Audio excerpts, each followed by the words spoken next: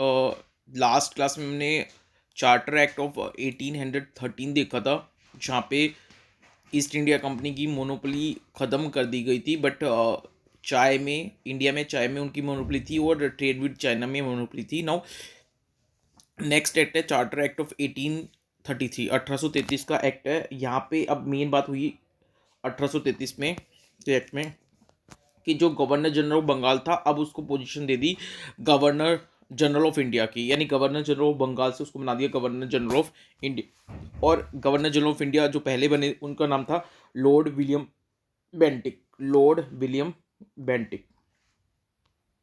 ठीक है। और ये बोल दिया गया कि भाई अब जो ये गवर्नर जनरल ऑफ इंडिया हैं, यही सारे लॉ बनाएंगे, तो सारी लेजिस्लेटिव पावर इन्हीं को दे दी। तो जो बॉम्बे और मद्रास जो थे, जो सबॉर्डिनेट कर दिए गए थे गवर्नर जनरल ऑफ बंगाल को, अब इनको बोल दिया कि भैया अब आप लोग सबॉर्डिनेट तो पहले ही थे गवर्नर जनरल ऑफ बंगाल के, बट आपके पास एक पावर थी ना लॉ बनाने की, लेजिस्लेटिव पावर थी, वो भी हम आपसे छीन रहे हैं। अब आप लेजिस्लेटिव पावर, आप कोई कानून भी नहीं बना सकते। तो बॉम्बे और मद्रास के गवर्नर को बोल दिया कि अब आप कोई लेजिस्लेटिव पावर भी नहीं बनाओगे, अब सारी जो लेजिस्लेटिव जो लॉ बनाएंगे वो कौन बनाएंगे, जो ये गवर्नर जनरल ऑफ इंडिया है लॉर्ड विलियम बेंटिक ही बनाएंगे। ठीक है। और आप इस एक्ट से पहले जो एक्ट बने थे उनको बोले, लॉ बने थे उनको बोला जाने लगा रेगुलेशन। और इस चार्टर एक्ट 1833 के बाद जो भी लॉ बने उसको बोला जाने लगा एक्ट्स। ठीक है।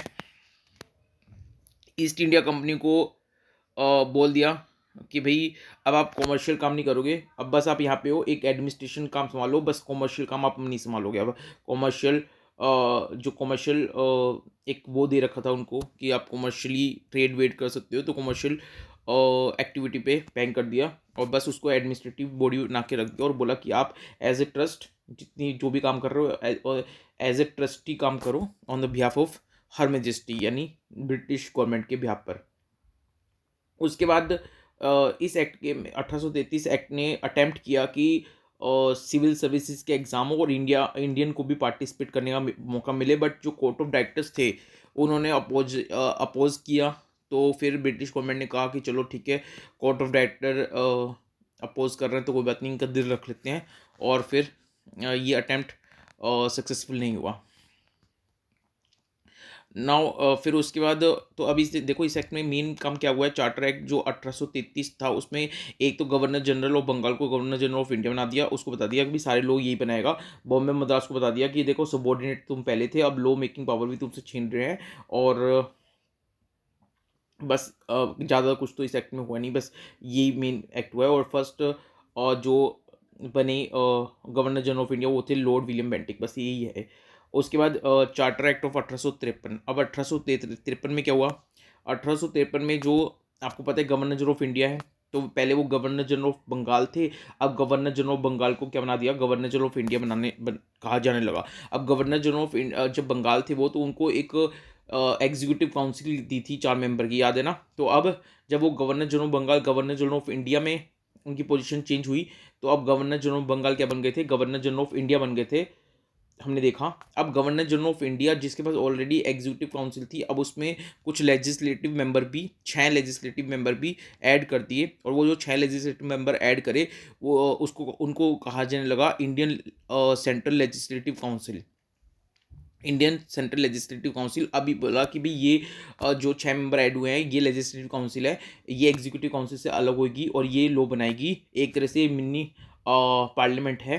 तो जैसे ब्रिटिश पार्लियामेंट है वैसे ही यहाँ पे इंडिया में मिनी पार्लियामेंट है, इंडियन सेंट्रल लेजिस्लेटिव काउंसिल। तो भाई चार्टर एक्ट जो 1853 है उसमें क्या हुआ, 6 मेंबर ऐड हुए और जो एग्जीक्यूटिव काउंसिल थी उसको अलग कर दिया गया और लेजिस्लेटिव काउंसिल को अलग कर दिया गया और बोला कि अब जो लेजिस्लेटिव काउंसिल है वो लो बनाएगी, एग्जीक्यूटिव काउंसिल नहीं लो बनाएगी। ठीक है।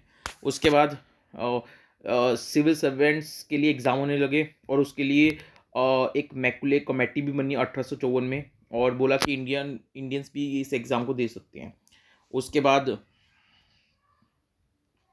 कंपनी को कहा कि देखो आप कि हम उन्हें कॉमर्शियल एक्टिविटी पे तो पहले बैन कर दिया था, और आपको पहले ही बोल दिया था कि आप एज ए ट्रस्टी हो, आप जो भी काम कर रहे हो on the behalf of British government कर रहे हो, बट अब आपको हम कभी भी हटा सकते हैं, ये उनको इनडायरेक्टली क्लियर कर दिया। ठीक है, और बस इसमें यही है। बाकी एक चीज़ और छोटा सा पॉइंट है, जो याद रखना है तो रख लो, नहीं रखना तो मत रखो। ये जो 6 मेंबर ऐड हुए थे, लेजिस्लेटिव काउंसिल बनी थी इनको लेके, जो एग्जीक्यूटिव काउंसिल से अलग थी, तो ये 6 लेजिस्लेटिव काउंसिल में से 4 मेंबर जो ब्रिटिश की लोकल गवर्नमेंट थी, बॉम्बे, मद्रास,